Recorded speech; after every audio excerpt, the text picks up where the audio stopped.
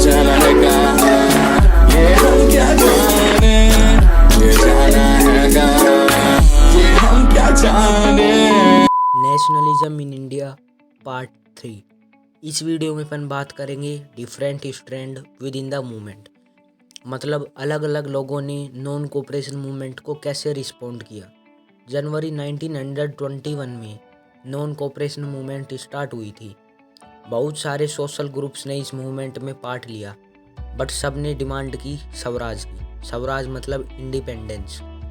पर अलग अलग लोगों के लिए स्वराज का मीनिंग अलग अलग हुआ करता था, तो इसलिए पूरे कंट्री में अलग अलग रीजन में इस मूवमेंट के इफ़ेक्ट भी अलग अलग आए। सबसे पहले बात करते हैं इसके इफ़ेक्ट को टाउन और सिटीज़ के अंदर। हज़ारों इंडियन स्टूडेंट्स ने गवर्नमेंट ऑपरेटेड स्कूल को छोड़ दिया। बहुत सारे स्कूल और कॉलेजेस के टीचर एंड हेडमास्टर ने अपने जॉब से रिज़ाइन कर दिया, और जो लॉयर्स थे उन्होंने अपनी लीगल प्रैक्टिस को बॉयकॉट कर दिया। लोगों ने फॉरेन गुड्स को बॉयकॉट करना और फॉरेन कपड़ों में आग लगाना शुरू कर दिया। इन सब वजह से ये मूवमेंट काफ़ी ज़्यादा सक्सेस रहा था। जितनी तेज़ी से ये मूवमेंट सक्सेसफुल हुआ, उतनी तेज़ी से ये अनसक्सेसफुल भी हुआ। बेसिकली इस मूवमेंट का मोमेंटम लूज़ होने लगा। इसकी दो वजह हुआ करते थे। फॉरेन क्लोथ्स को बॉयकॉट तो कर दिया था, पर पहनने के लिए कुछ तो चाहिए। उसके लिए खादी को इंट्रोड्यूस करवाया गया। खादी एक इंडियन हैंड वूवन क्लॉथ हुआ करता था, पर वो काफ़ी ज़्यादा महंगा हुआ करता था, जिसके कारण पुअर पीपल उसको अफोर्ड नहीं कर सकते थे। तो इसलिए उन्होंने वापस से फॉरेन गुड्स को यूज़ करना शुरू कर दिया। दूसरा रीज़न था लैक ऑफ इंडियन इंस्टीट्यूशंस। जो स्टूडेंट, टीचर और लॉयर थे, उन्होंने इन इंस्टीट्यूशन को छोड़ तो दिया, बट इंडियन इंस्टीट्यूशन ही नहीं थे, तो वो ज्वाइन कहाँ करें। तो इसलिए उन्होंने वापस से गवर्नमेंट इंस्टीट्यूशंस को ज्वाइन करना शुरू कर दिया।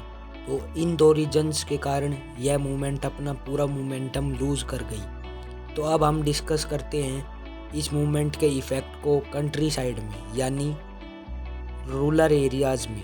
इंडिया में ज़्यादातर रूरल एरियाज़ में रहने वाले लोग एग्रीकल्चरल प्रैक्टिस में इन्वॉल्व रहते थे। जितने भी फार्मर्स थे उन्हें ब्रिटिश रूल के अंडर में एक सिस्टम फॉलो करना पड़ता था, जिसका नेम था बैगर। बैगर मतलब भिखारी, इंग्लिश वाले सर नहीं। लैंडलॉर्ड्स थे, वो फार्मर्स से काम करवाते थे बिना उनको पैसे दिए। दोस्तों, बाबा रामचंद्र और पंडित जवाहरलाल नेहरू ने औद के साथ मिलकर एक सभा बनाई थी, जिसमें उन्होंने डिमांड की थी कि बैगर सिस्टम को बंद कर दिया जाए। तो जब नॉन कोऑपरेशन मूवमेंट स्टार्ट हुई, तो इन लोगों के लिए स्वराज का मतलब हो गया बैगर सिस्टम को बंद करना। रूरल एरियाज़ में लोकल लीडर हुआ करते थे, उन्होंने गांधी जी के आइडियाज़ को मिस इंटरप्रीट करना स्टार्ट कर दिया। उन्होंने फार्मर्स से कहा कि अब हमें कोई भी टैक्स पे नहीं करना पड़ेगा। फार्मर बड़े खुश हुए, पर गांधी जी ने ऐसा कभी नहीं कहा। वो गांधी जी को बदनाम करने लगे। मतलब यह भी नई कहानी बन गई थी नॉन कोऑपरेशन मूवमेंट की। अब अपन बात करते हैं इस मूवमेंट के प्लांटेशन में क्या इफ़ेक्ट आए थे। ब्रिटिशर्स ने 1859 में एक एक्ट पास किया, जिसका नेम था इनलैंड इमिग्रेशन एक्ट, जिसमें कहा गया प्लांटेशन वर्कर्स अपने फील्ड को छोड़ के कहीं भी नहीं जा सकते थे।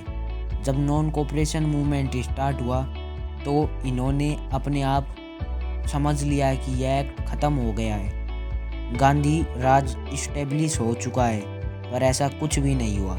वर्कर अपने फील्ड में से घर जाने लगे, और जब रास्ते में उन्हें पुलिस ने देख लिया तो उन्हें बहुत बुरी तरह मारा गया। अब देख सकते हैं कि गांधी जी के आइडिया इंडियंस में अच्छी तरह से नहीं पहुँचे, और जहाँ पहुँचे भी वहाँ लोगों ने उसे मिस इंटरप्रेट कर दिया। तो इसी वजह से गांधी जी ने फरवरी 1922 में इस मूवमेंट को विड्रॉ कर लिया, और अब उन्होंने यह तय किया कि किसी भी मास स्ट्रगल से पहले इंडियंस को एडुकेट करना और ट्रेन करना काफ़ी ज़्यादा इम्पोर्टेंट है।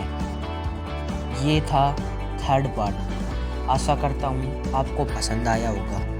अगले पार्ट के लिए बाय।